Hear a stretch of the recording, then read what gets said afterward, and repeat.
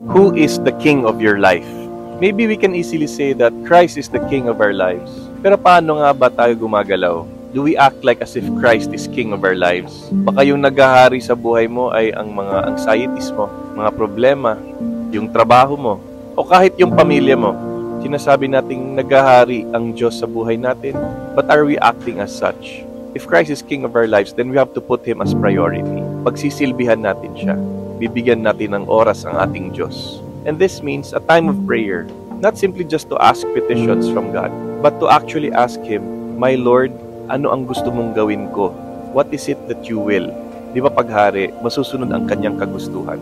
And are we doing what God wants for our lives? Sinusunod ba natin ang ating hari?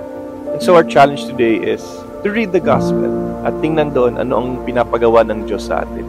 Because through the gospels, through the Bible, through the readings, it's where our King of Kings gives His commands. Because everything that God wills for us is also good for us. Hindi siya madali, mahirap nga siya eh. Kailangan nga we have to carry our crosses. But know that ultimately, whatever God wants us to do, it leads to His kingdom. So declare it, Jesus, you're the King of my life.